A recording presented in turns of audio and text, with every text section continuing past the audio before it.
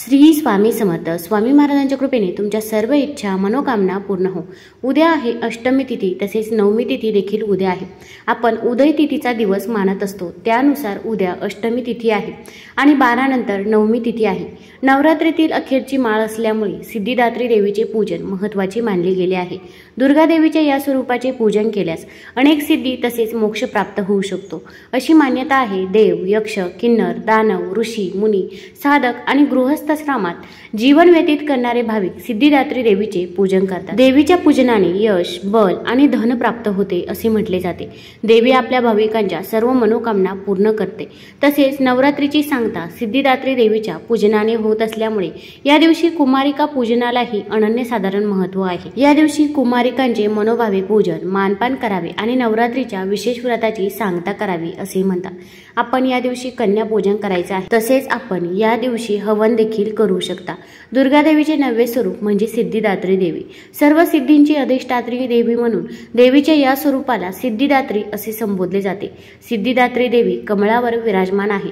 चतुर्भुज असलेल्या सिद्धिदात्री देवीच्या हातामध्ये कमळ, शंख, गदा, सुदर्शन चक्र आहे. सिद्धिदात्री देवी सरस्वती देवीचेही एक रूप मानले जाते.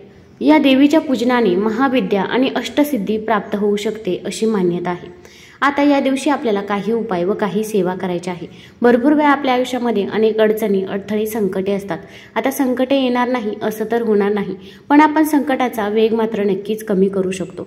तसेच आपण मेहनत घेत असतो, पण मेहनतीचे फळ हे आपल्याला काही केल्या मिळत नाही. मग आपल्या कष्टाला नशिबाची साथ मिळण्यासाठी, तसेच आपल्या घरामध्ये जे काही मुलांचा आजारपण चालू आहे किंवा मुलांची प्रगती होत नसेल तर या सर्व समस्या दूर होण्यासाठी आपल्याला या दिवशी काही उपाय करायचे आहे. तर कोणते उपाय व कोणत्या सेवा कराव्यात हे जाणून घेण्यापूर्वी तुम्ही चॅनलवरती नवीन असाल तर चॅनल लाईक करा आणि सबस्क्राईब देखील करा. कमेंटमध्ये श्री स्वामी समर्थ किंवा ओम महालक्ष्मी नमः लिहायला विसरू नका. या दिवशी आपण सकाळी लवकरच उठायचं आहे. अगदी तुम्ही ब्रह्ममुहूर्तावरती उठले तरी पण चालेल. आपण उंबरठ्याचं लेपन करावं. तसेच दरवाजावरती आपण हळदीने स्वस्तिक देखील काढायचं आहे. दरवाजाच्या बाहेर पाणी आणि त्यामध्ये थोडीशी हळद टाकायची आहे. असं पाणी दरवाजाच्या बाहेर आपण शिंपडायचं आहे. तसेच आपण घरामध्ये गोमूत्र देखील शिंपडावं.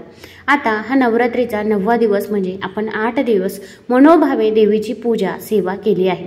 आता हा शेवटचा दिवस आहे. मग आपण या दिवशी 9 प्रकारची फुले देवीला अर्पण करून नवरात्रीची सांगता करावी असे सांगितले जाते.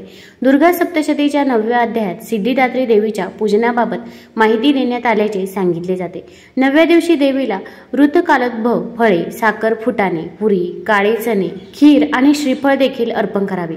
आता या दिवशी सर्व महिलांनी उपवास करायचा आहे. अगदी ज्या महिला उठता बसता उपवास करतात तर त्यांनी देखील या दिवशी उपवास करायचा आहे.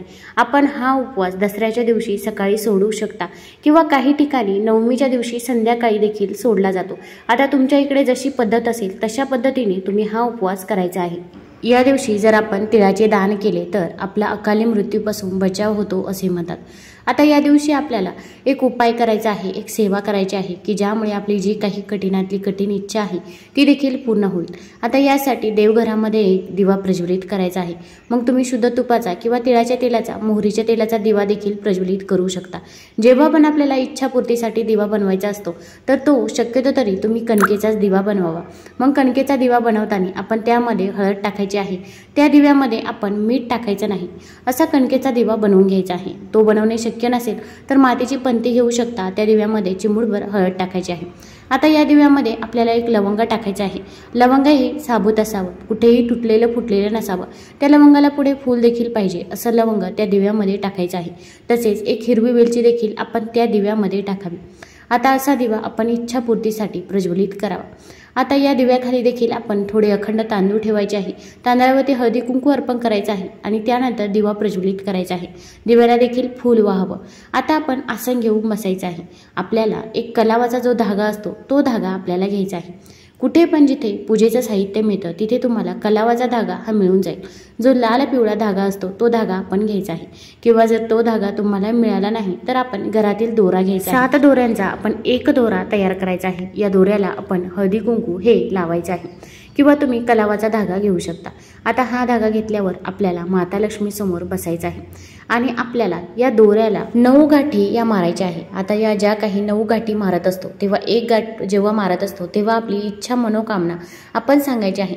आता प्रत्येक वेळेस आपण आपली इच्छा मनोकामना बदलवायची नाही, तर आपण 9 वेळेस आपली जी काही इच्छा आपण पहिल्यांदा सांगितली होती तीच इच्छा आपण सांगायची आहे। मग संतान प्राप्ती होत नसेल किंवा विवाह जुळून येत नसेल किंवा नोकरी हवी असेल तर ते देखील तुम्ही माता लक्ष्मीला माता दुर्गेला सांगू शकता। आता आपण या 9 गाठी जास्तही जवळ मारायच्या नाही। आता हा धागा आपण आपल्या उजव्या हातामध्ये ठेवायचा आहे आणि आपल्याला माता लक्ष्मीच्या माता दुर्गाच्या एका मंत्राचा जप करायचा आहे। तर आपण ओम सिद्धिदात्री नमः या मंत्राचा जप 108 वेळा करायचा आहे किंवा तुम्ही माता लक्ष्मीचा बीज मंत्र देखील म्हणू शकता। ओम ऐं ह्रीं क्लीं चामुंडाय विच्चे या मंत्राचा देखील जप तुम्ही 108 वेळा करू शकता। अगदी तुम्हाला हा मंत्र म्हणणे शक्य होत नसेल तर तुम्ही मोबाईलवरती देखील लावून देऊ शकता। हा मंत्र तुम्ही श्रवण केला तरी पण चालेल, पण आपल्याला या मंत्राचा जप करणे गरजेचेच आहे। तर आपण हा मंत्र म्हणून झाल्यानंतर परत आपल्याला माता दुर्गाला आपली जी काही इच्छा आहे मनोकामना आहे ती सांगायची आहे। आपण जेव्हा हा मंत्र म्हणत असतो तेव्हा तो धागा आपण आपल्या हातामध्येच ठेवायचा आहे।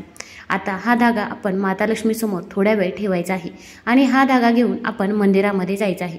आता तुमच्या इथे जिथे पण मंदिर असेल, मग माता लक्ष्मीचं असेल किंवा माता दुर्गाचं असेल किंवा कोणतंही देवी स्वरूपामध्ये जे मंदिर असेल तिथे आपण जायचं आहे। आता तिथे गेल्यानंतर आपण माता लक्ष्मीला हा धागा अर्पण करायचा आहे। हा धागा ठेवताना आपण तांबूल विडा देखील तिथे ठेवायचा आहे। तसेच तिथे आपण शुद्ध तुपाचा दिवा देखील प्रज्वलित करायचा आहे किंवा जर तिथे दिवा प्रज्वलित केलेला असेल तर त्यामध्ये तुम्ही शुद्ध तूप किंवा तेल देखील टाकू शकता आणि त्यानंतर परत आपली जी काही इच्छा आहे मनोकामना आहे ती माता लक्ष्मीला माता दुर्गाला सांगायची आहे। अगदी मनापासून आणि श्रद्धेने सांगायची आहे। आता तो धागा आपण तिथेच राहून द्यायचा आहे, तो धागा परत आपण घरी आणायचा नाही। आता घरी येताना आपण मध्ये कुठेही थांबायचे नाही, डायरेक्ट घरीच यायचे आहे। आपण जर मध्ये कुठे थांबलो तर आपण जो काही उपाय करत आहोत, जी काही सेवा करत आहोत ती सेवा ही फलदायी ठरत नाही। आता हा उपाय ही सेवा कोण करू शकतं, तर घरातील कोणत्याही व्यक्तीने हा उपाय व सेवा केली तरी पण चालेल। ताई दादा आजी आजोबा देखील हा उपाय करू शकता। फक्त मासिक धर्म असेल किंवा सूतक असेल तर या काळामध्ये आपल्याला हा उपाय ही सेवा करता येणार नाही। तसेच नवरात्रीच्या काळामध्ये तुम्ही आणखीन देखील काही उपाय करू शकता, कारण की हा नवरात्रीचा शेवटचा दिवस आहे। तर आपण एक विड्याचं पान घ्यायचं आहे। विड्याचं पान घेताना ते मध्ये तुटलेलं किंवा त्याला होल असेल, छिद्र असेल असं पान घ्यायचं नाही किंवा पिवळं पडलेलं पान देखील घ्यायचं नाही। हिरवं विड्याचं पान आपण घ्यायचं आहे। आता या विड्याच्या पानावरती आपल्याला 2 लवंगा ठेवायच्या आहे। लवंगा या साबूत असाव्या, त्यांना पुढे फूल देखील पाहिजे। आता या 2 लवंगा आपण विड्याच्या पानावरती ठेवायच्या आहे आणि कुठेही आपण हे पाण्यामध्ये प्रवाहित करायचं आहे। मग नदी तीरावर तुम्ही हे पान प्रवाहित करू शकता। आता हे पान जेव्हा तुम्ही ठेवता तेव्हा तुमची इच्छा मनोकामना ही माता लक्ष्मीला माता दुर्गाला सांगायची आहे आणि त्यानंतर हे पान तुम्ही नदीमध्ये प्रवाहित करायचं आहे। यामुळे तुमची कितीही कठीण इच्छा असो ती देखील पूर्ण होत असते। जर इच्छित प्रगती होण्यात अडथळे निर्माण होत असतील तर एका पानावर दोन्ही बाजूला मोहरीचं तेल लावून हे पान नवरात्रीमध्ये दुर्गा देवीला अर्पित करावं। नंतर हे पान स्वतःजवळ ठेवून झोपावं। दुसऱ्या दिवशी सकाळी उठून विड्याचं पान एखाद्या दुर्गा देवीच्या मंदिराच्या मागील बाजूला ठेवून द्यावं। हे पान फेकून देऊ नये। या उपायाने प्रगतीचा रस्ता हा मोकळा होतो असे म्हणतात। तसेच या नवरात्रीच्या काळामध्ये आपण 2 साबूत लवंग हे माता लक्ष्मीला माता दुर्गेला अर्पण करायचे आहे। त्यासोबत तुम्ही एक गुलाबाचं फूल देखील अर्पण करावं। यामुळे देखील आपली इच्छा मनोकामना लवकरात लवकर पूर्ण होते अशी मान्यता आहे। तुम्हाला जर हा व्हिडिओ आवडला असेल तर चॅनल लाईक करा, सबस्क्राईब करा। धन्यवाद।